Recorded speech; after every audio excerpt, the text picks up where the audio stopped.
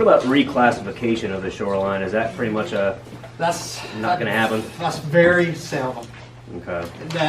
There are some shoreline classifications out there that we classified, but when the flyover was done, we did a lot of LiDAR, light imaging, detecting, aerial radar stuff that flew over for us. Sometimes that shoreline classification got put in the wrong spot. Now, two of us from our group will go out and say, yeah, this is an obvious mistake. This is classified environmental, and it's not. There's a 3-foot high clay bank here. It doesn't meet the criteria of environmental. Then we can go through a shoreline reclassification if homeowners pay for it. And before them, did they come and did they inquire about a dock and was told no? And then somebody else come in and does a reclassification. I really don't like doing reclassifications, but if it's legitimate, we'll do it. Okay.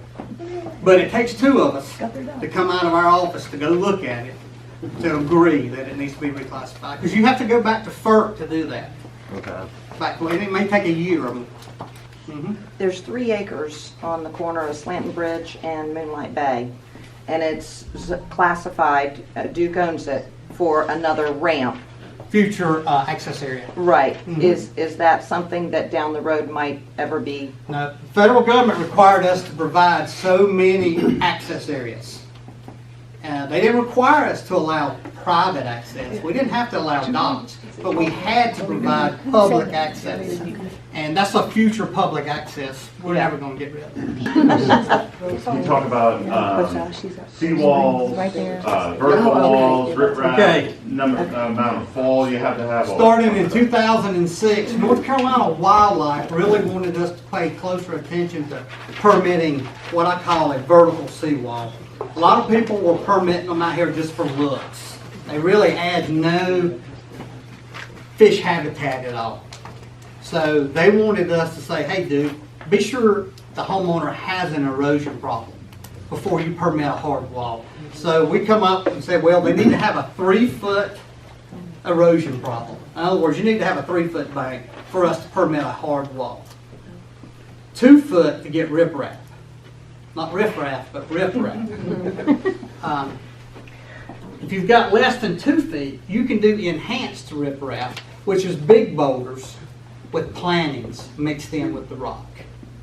But most people want that vertical seawall that looks good and hook on to the neighbors, but you got to have 3 foot to do that now. That was started in '06. Now, one other problem while I'm on it. If you've got riprap on your shoreline now, that's all you're going to get. Don't come back asking to put a wall, because the Corps of Engineers says you don't have an erosion problem. We'll let you add some new rock to it, make it look nice, but we're not going to let you remove that rock and put a wall in there. That's going to create more erosion and create turbidity. So if you've got riprap now, you can maintain it, but we're not going to let you come back and add a wall. Can you give the 3-foot bank drop for vertical? Could you do the feet again? Yeah, 3 foot for a hard, straight up vertical wall. Right. Which is wood or Right. block, rock, and then 2 foot or greater for riprap. Remember, there's about 12 government agencies that gives input to us on how we should manage this lake, in addition to the realtors telling us how we should manage this lake, in addition to the homeowners telling us how we should manage this lake. So we try to do a balancing act. The wildlife, they would love really not to see really any piers. They like to see trees falling over, laying in the lake, and that's it on the shoreline. And there's some lakes, that's all you have. Trees have fallen over. I've got a lake in north of Durham. We don't allow docks. But again, we try to do a balancing act between the developers, the marina operators, the wildlife, U.S. Fish and Wildlife, Corps of Engineers, Catawba Indians, and go on and on. But sandy beaches. Sandy beaches. If you've got a natural accretion of sand in the shoreline anyway, if it's a natural gathering area, I don't care if you sprinkle some sand on it, but you can't bring 2 dump trucks of sand in and put it on a hard clay bank. 2 reasons. Number 1, we don't allow it. Number 2, it's not going to stay there. It's going to float and it's going to go to your neighbor's dock, and then they're going to have to dredge, and they're going to come back to you wanting you to pay for their dredge. Happens all the time. So, are they out here? Sure, they're out here. Do they stay? They don't stay unless they're natural, to start off with. Again, a lot of people want to cut up in that buffer. Well, Duke's not going to let me put a beach below the 760, so I'm going to cut up in this buffer area. Well, that's Alan Johnson. That's not me. But again, we try to work hand in hand. What department in the state? Water quality. He's out of Mooresville.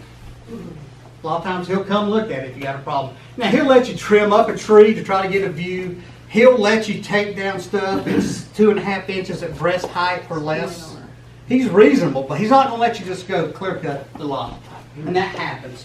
People do it because they know, he's going to make them replant some trees, but they're going to be that big around. They're not going to be that big around what they took down. But again, if they don't have a dock, I will hold up the dock.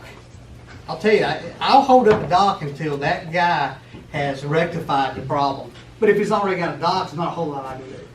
So the repercussion for tearing down trees and replanting saplings, correct? I mean, that hasn't changed? Yeah, pretty much. They can fine now. I can't fine, the state can fine people. What's a fine for that?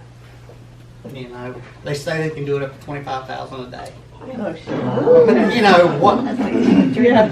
But what do they actually do? What would they do? Everybody's got lawyers out here. I spend more time in court than I do doing these seminars. Everybody's got a lawyer. So. Okay. I'm closing tomorrow on the water. Failure to prepare on your part does not constitute an emergency. I'm a fire safety. I'm just kidding.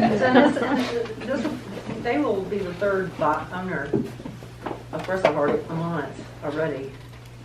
And so, is there anything between now and the first? I mean, My vacation, what else? well, I was just saying 30 days from now if it's not in compliance. Well, okay, let's go back. There is no rule that says you have to transfer this dock into this homeowner's name. I mean, we don't arrest people, we don't shoot people. We're just telling you that if you want a copy of the existing permit, it has to be in that homeowner's name. Okay? Some people says, I don't need a copy. The dock's in good standing. Well, if you think the dock's in good standing, fine, go ahead. I'm not here to hold up a closing. I'm here to help you educate your buyer or your seller and keep you out of trouble if all possible. That's the reason I'm saying the first thing you need to do if you get that listed, or if you've got a buyer who's looking for a home and he wants waterfront, if he's interested, call that listing agent. If that listing agent done their job, they would have a copy of the pier permit. Most of the time they don't. I know. But that's the reason I do this, trying to help. What if you can't find the owner that the permit, they're deceased? The lot sold 30 years ago and it was never transferred into the We're third. going to transfer it in that current owner's name. We're going to give him a copy of the permit. So you don't need permission No.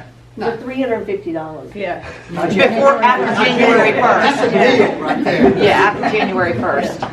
What if they're planning on just tearing down a dock and building a new? Good question. Hey, if your buyer says, hey, I'm going to tear this thing out of here anyway, when they do a permit for a dock, it's going to get put in their name. You're right. That's a good point. As long as they're comfortable that the dock that's there can stay there, or there's no projected lot line issues, there's no third of the code issues. What's part of the code? All right, third of the code. You don't open water, you get to go 120 feet max. Okay? If you're on open water, the furthest you can put a dock out is 120 feet from the shoreline. Okay? If you're in a code situation and you're trying to get a dock permitted, one of the lake reps, and let's just get that out of the way. There's 2 lake reps on this lake. I left Lake Norman in 2010. I mean, I still have it, but I've got all the lakes in North Carolina now. There's 2 guys that work on Lake Norman that I try to help out because it's the problem. Lake Norman's the problem. His name's Joe Klutz. A lot of you probably know Joe. He's back to work. He's been out for about 3 months. And his phone number is 704-382-7506. He's Mecklenburg and Iredell counties. He's one that permits docks, transfers docks, compliance issues. So he does the same thing as Eubank? No, Eubanks is with the county. He manages that buffer above the full pump. Okay. From the 760 waterward There's me, there's Joe Klutz, and then there's Dale Mostello that has Lincoln and Catawba County. Dale is 704-382-3775. Now listen, I'm here too. I'm not always at Lake Norman. I'm got Cashers area, I got those lakes, and I'm down in Raleigh some. But call me. I mean, I'll try to help the best that I can if I'm not here. But there's 3 of us for 540 miles of shoreline. And really, I'm not on the lake. So the more I can educate realtors, the better it helps with our job. Because if you know what you're doing, it helps us. Third of the code. One of them's going to come out, we're going to have to measure the code. We can't let you go all the way across and block off the back, right? So you get a third, the guy on the other side of you gets a third, and then the fishermen, they get a third in the middle. Now, new rule came out 2006. You can't park a boat within 10 feet of the projected lot line. You can't go out. If you do a U-shaped slip where you can park a boat on the outside finger, a lot of people turn them sideways, that boat now can't be over a third. So really, if I go measure and I see you're going to build a dock where you can park a boat on the outside, I'm going to give you a third minus 10 feet. Are some docks grandfathered in that are longer than that now? Okay, remember I told you back in 1985, we went around and tagged every dock on the lake. We didn't care how long they were, how big they were. As long as that dock has not changed since 1985, 86 when we tagged it, it's grandfathered in. You can maintain that dock, but you can't change it. And there's still some out there. But a lot of times, you know as well as I do, since 85 to now, there's a lot of people have done some changes to the docks. And what about repairing those docks? There's a percentage you compare it repairing. Okay, the percentage is out. Oh, it is, okay. Yeah. All right. We tried to encourage people to keep their docks up by doing 10% Yeah. at no cost, no permit. They were doing the whole dock, Yeah. you know. So we just said 350. You do anything beyond the 760, you have to have a permit for it. Yes, ma'am. When they went through and did all of the dock tags on there, Mhm. would there have been, for instance, if there's 2 parts to the dock, Mhm. would it have been on the outermost part? So on the float, we came by boat. So the first part that we would have gotten to is usually the floating part. And that's where we would have put the tag on it. Okay, so. Now, that doesn't mean that homeowner hadn't done maintenance in 1990 and he took that tag off and he put it up on the walkway and nailed it on. I've seen them up there too. But go back, finish your question. But that would, if it's on, for example, some of them have a swim platform and then Yeah. the boat part. If it was in further on the swim platform, chances are that boat dock part of it was an extension on after. Well, you can look at it that way. Or you can go to Google Earth and look at your aerial photos all the way back to 93. That's what I do. And I have people tell me they've not put a roof on the dock, and I show up with pictures. You know. But yeah, that's a good point. If usually the slip is the furthest point out, okay? It's usually going to be on the end of one of those fingers. There's usually some reflectors we put on. Clear reflectors with a hole in the middle. If those reflectors are on there, it's a good chance we put that tag on it right beside of them in 85, 86. Can you give us a little brief synopsis of like what you are seeing as far as new docks being built and the specifications for that? Well, there's not a whole lot of brand new docks being built. There's a lot of people coming back and tearing down those docks that were built in the 80s and 90s and getting new permits to do a new, bigger, stationary 8x8 post, you know, $100,000 docks. You know, few people are coming back and getting maintenance permits to maintain those grandfather docks, because that's all you can do. But you know, similar to people tearing down nice houses and building a new house, people are tearing down 10-year-old docks and building brand new docks. Our permitting is up over 50% this year. We've done over 1,000 on Lake Norman alone. Okay?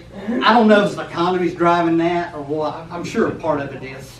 But when I say applications, that includes transfers too. So they're up. I know a couple realtors that after they left my meeting, they kind of took that transfer deal on as a marketing idea. Good for them. They contacted a lot of lakefront homeowners, you know, just making them aware that, hey, you need to transfer your dock if it's not in your name, hoping they'd get a listing or something off of it. It's kept me busy, I can tell you that. So after the first of the year, I think it'll probably quiet down a little bit since we're gonna start charging, but maybe not. Dennis, Ma'am. what do you see as far as a hypothetical scenario? How many feet of shoreline, let's say you have a 5-unit townhouse that's going to go in and you want to do docks for those 5 townhouse units? Well, that's going to have to be a different kind of shoreline classification. All right, we have what we call shoreline management plan, a shoreline management plan, and we have shoreline maps. We have the whole lake classified into a category. It's like a zoning map. You call me and say, Dennis, I got this lot over on Bethelwood. I want to put a dock here. I'm going to go look at the classification. The classification is residential. Hey, that looks good. But there's a lot of classifications out there that won't allow that private dock. For a townhome, it's going to have to be commercial. We consider that commercial. So the property would have to be rezoned to commercial through the Well, county? you can't rezone the shoreline. You can rezone that property, but that doesn't get the shoreline. So, we just have to look and see what it is. But let's get back into that in a minute. Any lot subdivided and recorded after September 1st, 2006 has to have 100 feet of shoreline. 100 feet of usable shoreline. We have shoreline out there classified as environmental. That's not usable. Anything subdivided and recorded after June 1st of 96 had to have 75 feet. So there's still a lot of lots out there with 75 feet. They can have a dock. A lot of people get confused. They'll call me, Dennis, this lot only has 75 feet. It can't have anything. Well, when was it subdivided and recorded? 90? Well, yeah, it can. It can have 750 square feet. To get 1,000 square feet now, you're going to have 100 feet. If you've got a lot, like you said, she had one with 41 feet. Well, it was subdivided in 1970. It gets 410. 10 square feet of structure for every linear foot of shoreline. So in that case, recorded before then, they want to tear it down and build a new one. Where do they fall? How much shoreline do they have? 75. 750 square feet. Okay. They can maintain that dock at 1,000. Yeah. They would have gotten 1,000 back then. Yeah. Yeah. Yeah, that's what I was saying. Like some cases, you're saying, well, you can just tear it down and do whatever, but like Good you should point. have to check before that because Good they may not point. fall into that category. I'll stress that. Dock builders will go out and tear down the dock thinking they automatically get a permit to build it back like it was. I had one tore one down and people couldn't go back with anything. Yeah. So, he's not in business anymore. Well, because they didn't have the shore. Or there was a new rule like a projected lot line issue that wasn't in place when they built it, but it is now. And they couldn't get the neighbor to sign. If you can't get your neighbor to sign and the projected lot line's holding you back, I had a lawyer call me last week, well, what's the variance, what's the appeal process if we can't get the neighbor to sign? There is no appeal process. If you can't get the neighbor to sign, you're done. Yes, ma'am. So maybe it's just a rumor, I don't know, but I've heard people are saying Duke's not issuing any more permits for new docks. I've heard that rumor. Well, no, we issue, a lot of people say we're not allowing you to cover docks anymore. Nothing has changed. I've been in this group since '98. The only thing that's really changed is the shoreline, the 100 foot, that changed, and then the third minus 10 and projected lot lines. But no, we're still issuing dock, we're done 1,000 this year. So we're still issuing the same as we always have. Nothing has changed to make us stop issuing dock permits or roofs or anything. One day, we do boating studies. One day it may be determined this lake's full. No more docks. That is a question.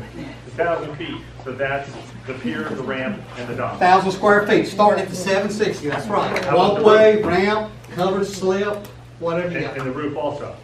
Yes, sir. Right, so if you have 800 square feet, you might be able to put a roof if you have a 200 square foot roof. Yeah, you might be If able you're to at have a roof. 950, you're not getting a roof. You're not getting a roof. Okay. But you could have 2 roofs, because that was the other thing, if it fits within. You can have, now you only have one roof. Now some of them can be a party deck. Is that what you're talking about? But you can't put a roof on it. So But you can either have your that. roof's a hip roof or it's a party deck roof. One or the other. But you can only have one of each, or you could. I think she's referring to 2 slips Two separate. that are each covered. Yeah, if you can meet the square footage, you can have 2 slips with roof if you can meet the square No, I'm footage. talking about the ones where you have like a roof over the slip, like a Yeah. small roof over the slip, and then you Uh-huh. have like a cabana with a roof. Oh, like a gazebo with Yeah, a yeah. roof. Yes, you can do that. Oh, Yeah. you can. If See, it fits. the gazebo's 12 by 12, whether you put a roof on it or not, it's 144 square feet. Because you're already covering the water. That slip, you're not covering the water. So the You roof put a can- roof, then you're gonna count. If you got a 30 by 20 slip covered, that's 600 square feet. So if you have a gazebo, you can cover it, as long as the gazebo fits, you can cover it Yeah, yeah. with a deck or. You can have a roof up here on the walkway and a roof on the slip, yes, if you meet the square footage. Yeah, it's a flat roof, like the party roof and then the normal roof, are they permitted the same way? Yeah, permit the same way, that's right. You just can't put a roof on the party deck. You can't put a temporary roof. You can't string a bunch of hangers up there and put some tarp over it. Dennis, I'm just gonna have this up July 4th. Why? No, Why? because we say no. Not What about, you've got enough at 1,000 square foot of a roof. Some lakes allow 270 square feet, period. We think we're more than generous in 1,000 square feet. We're trying to keep the integrity of the lake. How about property values if somebody's got a 4-story roof out there? No, I don't think that's reasonable. But that comes but into play. I guess I just didn't understand why you can't put a. Same reason you can't put bathrooms on, sewage and, I mean, there's all, people would do all kinds of things. They would be charging people to live on the dock if we allowed it. Right. They would. I want a little house, tiny house, but. I mean, we think by the property values and the sales on this lake over the last 20 years, we think we're doing a decent job for 2 or 3 of us out here doing it. Is there a map for the peripheral shoreline issue you're talking about? No, the survey shows it, of the lot, should show the peripheral strip. But no, there's really no map, because it's inconsistent all the way around the lake. Some places there is no strip. Some places, the homeowner owns the lake bed. Really don't want to get into that today, but there's some places where the homeowner owns the lake bed.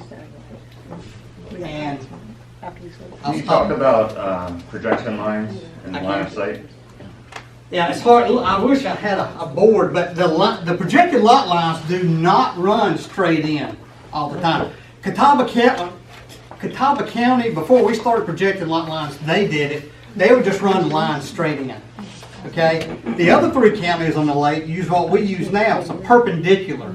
You stand at the property corner between this lot and this lot, you do a 180-degree arc, and you hit the 90-degree point. It depends on the shape of your shoreline, which way that's going to go. The only people that can do that exact is a surveyor. I can look and give you a good idea. I can get close, but I can't be exact. So a surveyor, if you're ever having a survey done on a lake lot, you're getting a house sold or you're buying a house, go ahead and have the surveyor project those lot lines on the survey. It doesn't cost any more. He can do that from the office. I have a That way survey you'll here. know. If anybody wants to, if you guys want to look at it, I have a survey here for some lots that I have, and they're all surveyed on there. The projected I'll lot pass lines. around, Now, everything. I want to be clear. Crescent used to do a little marketing tool called a pier zone. Especially the point and the harbor, they had pier zones. You'd look at a survey and there'd be a square out in front of the survey of the lot. You seen that? You know what I'm talking about? Well, most of that's built out. A lot of y'all hadn't done those, but that's what Crescent put on there to say, hey, this lot can have a dock. We don't recognize pier zones. We don't care about pier zones. There's a pier envelope that's created by the projected lot lines. But the pier zone is something Crescent did on their own. And a lot of HOAs have to manage that. If you build and you're not in your pier zone, HOA, that's an HOA issue, not us. But, there is a difference, yes, sir. So, going back to the line of sight question, when you talk about having a roof, is there any issues with line of sight from other homes that would not allow you to have a roof? Well, just the roof? No. No. Okay. We don't permit views. If you're within your 1,000 and you were allowed 1,000, there's nothing saying you can't add a covered roof on top of your open slip. Well, if there's a projected lot line, if you meet all the guidelines, if you have a pier and the neighbors complaining, that's not going to stop me from permitting. Now, pier in place, less than 1,000, 1,000's doable. Adding the roof keeps us under the 1,000. No one else has a say on that. correct? No one else has a say on that. HOA. HOA. The HOA doesn't Yeah, point. sure, Yeah. yes, yeah.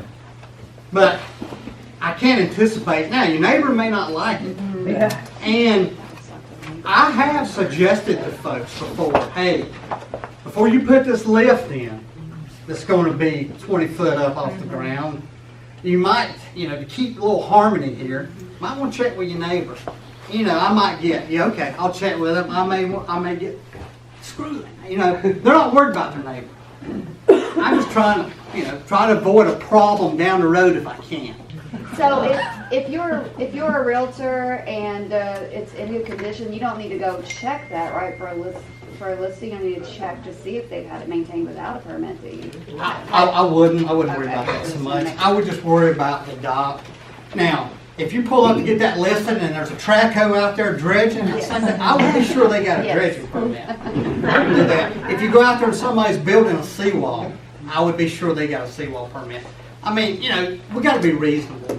I'm not going to hold somebody responsible with them putting riprap on their lot in '86 and we can't find a regular permit. I'm not going after that. I'm not up here to create problems. I'm just up here to keep, we want all the docks in compliance. Eventually, we'd love to have them all in compliance. That probably will never happen, but we want to keep you and I out of trouble. But if you have a house only a few years old and it has a seawall, you should check to make sure that has Yeah. not necessarily. A few years old, yeah. If you think the seawall's a few years old, yes. Yeah. Boathouses being converted into little cabanas. You talking about the concrete boathouses that sit along the shoreline? Uh-huh. Yeah, most of them are above the 760, but they have a ramp coming out of Uh-huh. them. Yeah. We don't, as long as it stays like it is, the county's gonna let you keep it as long as you don't change the footprint. People can change it to whatever they want. Yeah, but most of them are above the 760. What about piers or docks or boats that are like? Dilapidated? Yes. We go around about every 5 years on Norman. And in between, and do a survey. We look for that. And it's a long, drawn-out process. We send letters to homeowners asking them to get a permit and get it fixed or get it out. Some folks choose to cooperate with us. Some folks don't. You can imagine these folks that built these docks in the 60s and 70s. A lot of them's in a rest home somewhere in California, or they're dead. And their kids it's been left to their kids. Well, there's 5 kids there. Nobody wants to take responsibility to take care of that dock because they're all arguing over who's going to get the lake lot. I run into that all the time. So, but yeah, we do that. Now, in between that 5 year, if someone comes up and says, Dennis, there's a dock out here falling in, and so it's like, I'm going to do that process with them. I'm not going to wait till the next 5 year cycle.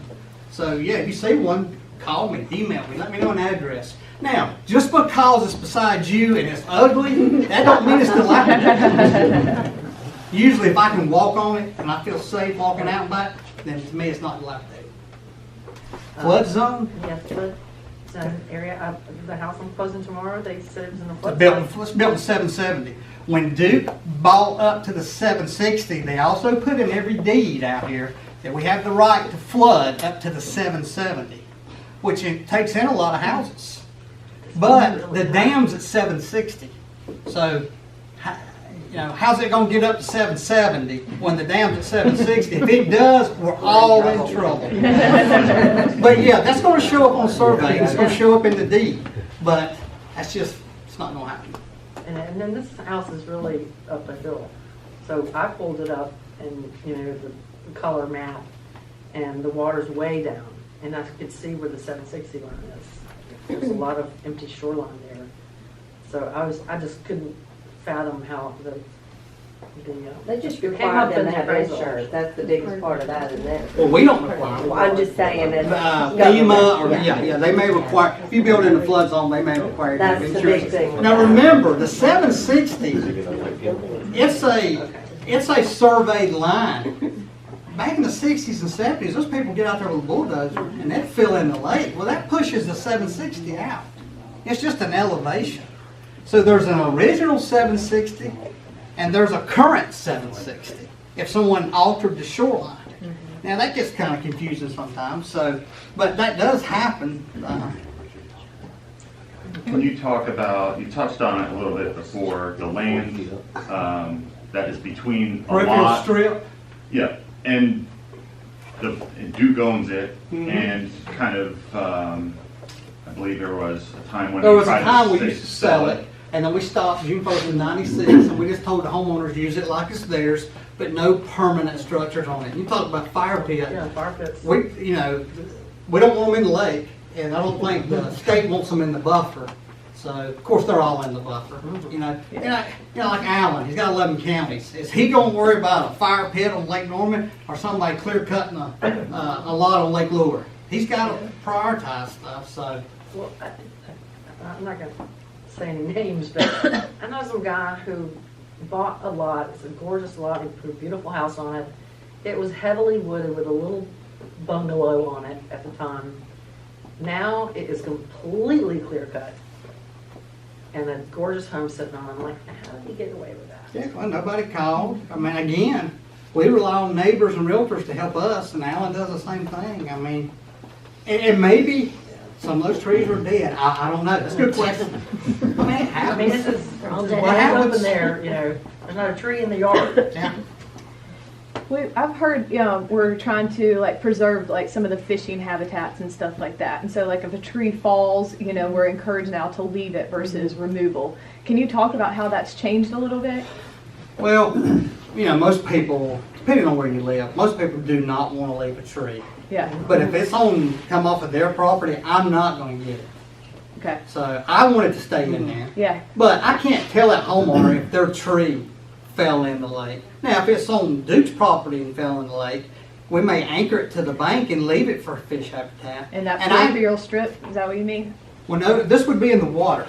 Okay. Yeah. Well, the tree on the peripheral Yeah. strip. Yes.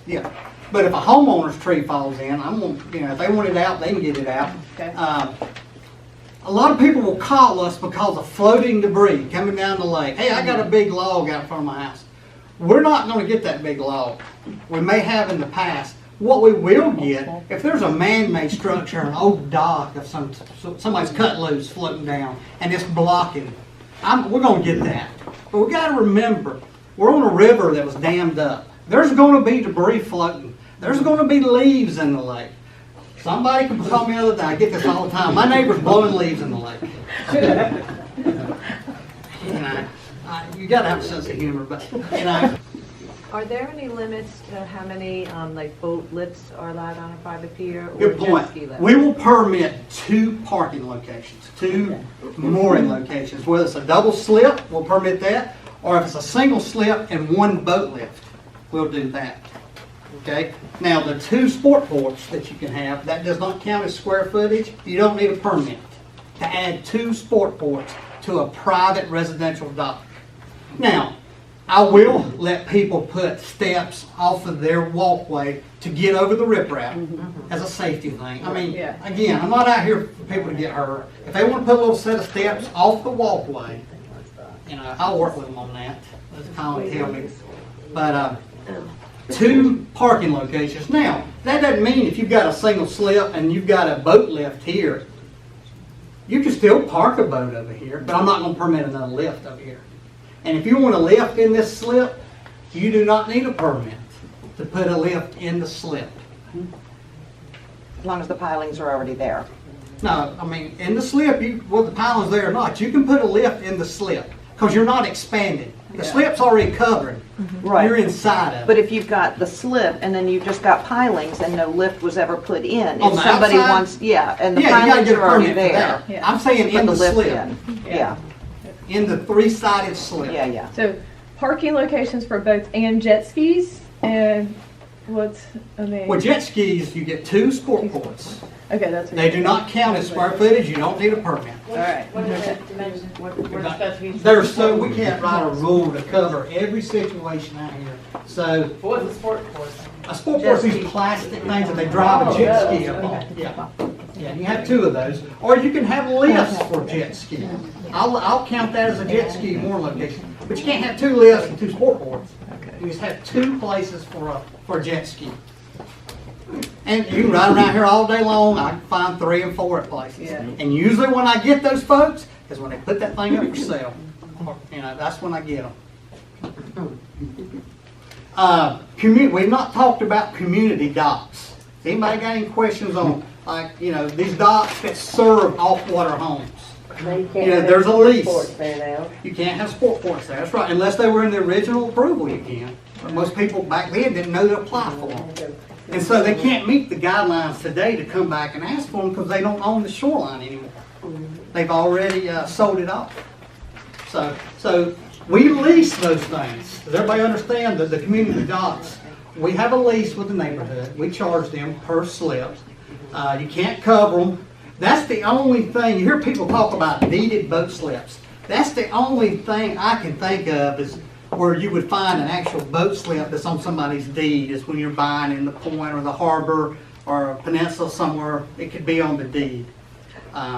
But those have to stay like they are. You can maintain them, but you can't meet the guidelines today to add to them. So everything's getting more stricter out here. The general rule is I've got mine, I don't want anybody else to have theirs. That's the general rule. So the community docks are not going to change. It's tough to get them now. So if Duke owns that community dock that slips, there's a community over in Mooresville right off 150 somewhere. I forget which one it is, but Pinnacle Shores? yeah. What about it?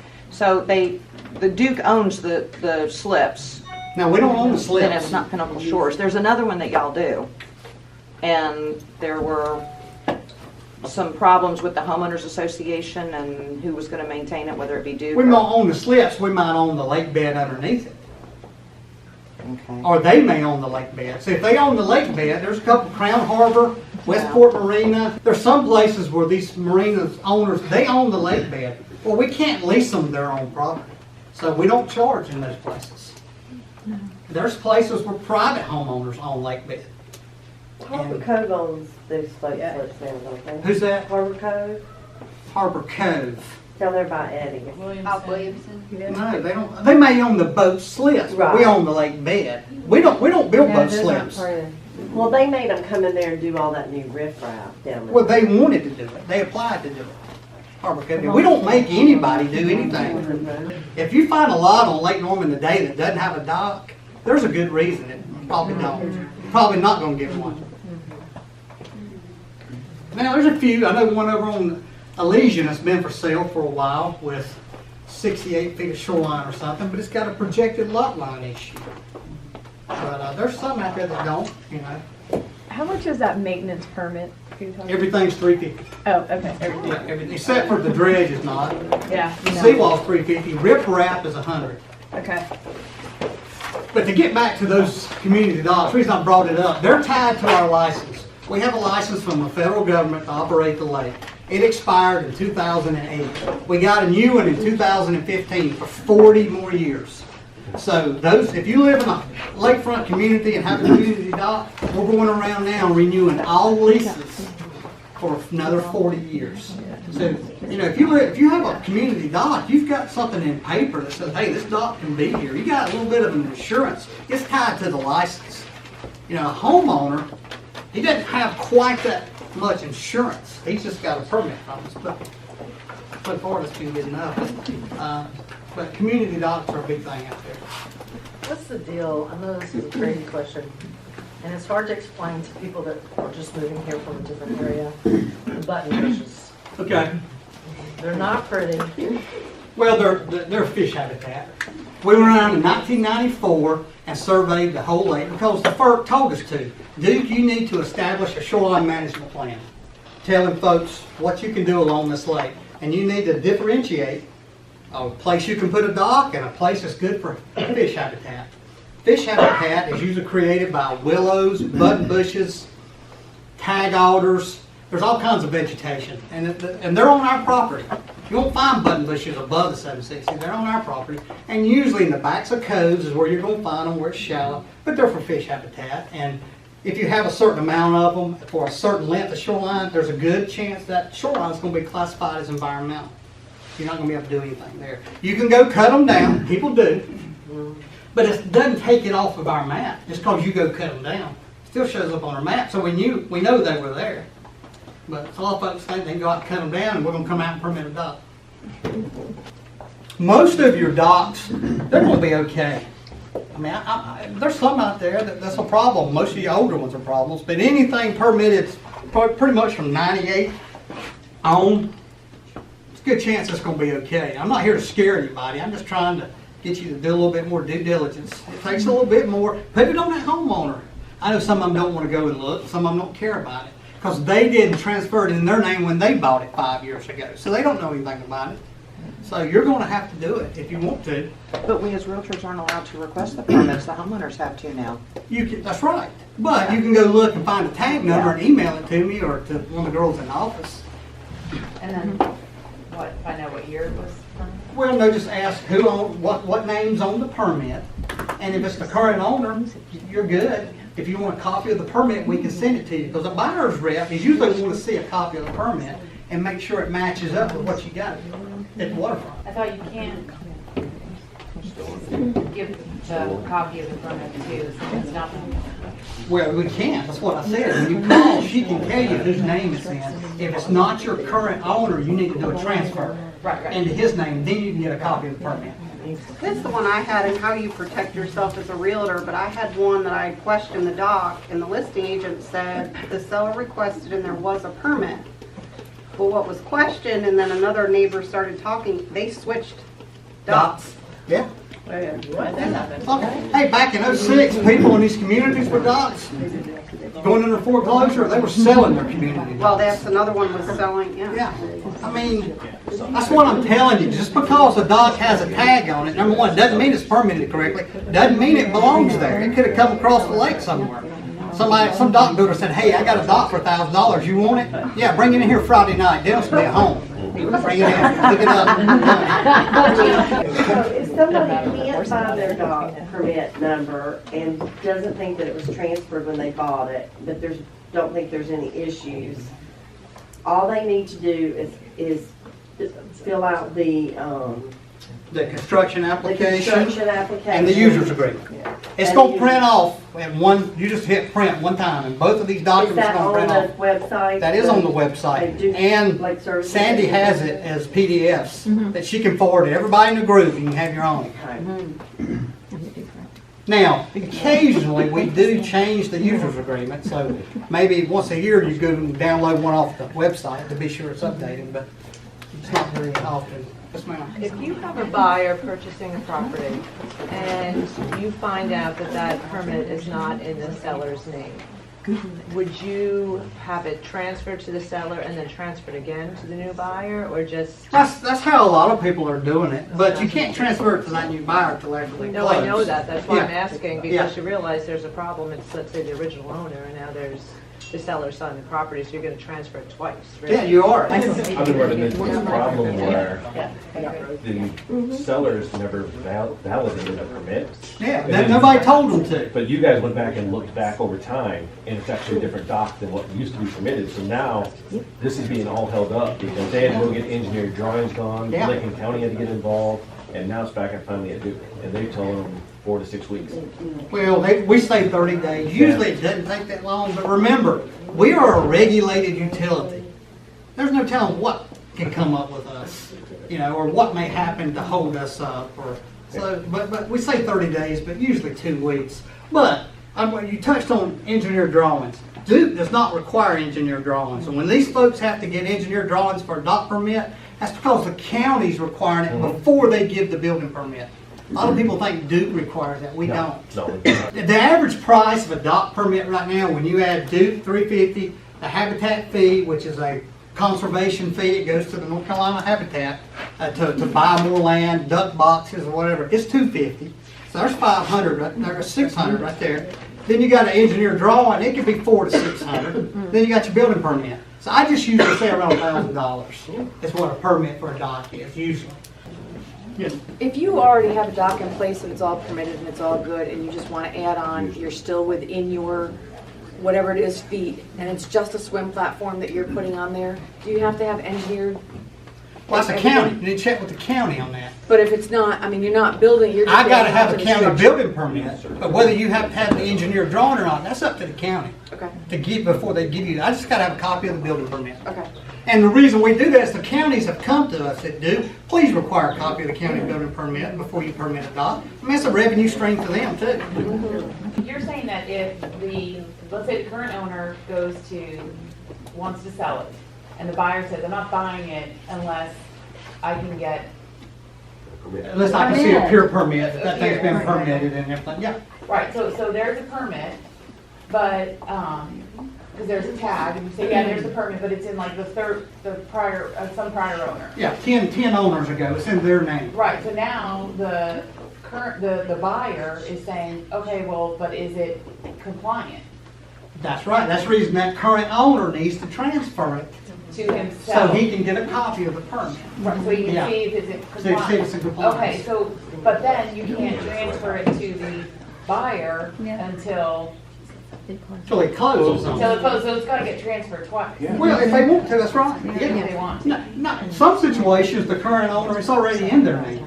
Well, I'm assuming it's not. Yeah, well, a lot of them are not too. So if they want a copy of the permit, then they're gonna have to put it in their name. And then we're gonna give them a copy of the permit. Then they can show anybody and everybody, here's the permit for this dock. And if, when you're doing that, if the dock is in compliance, but there was never, let's say somebody put a roof on it and never got a permit for it. Right.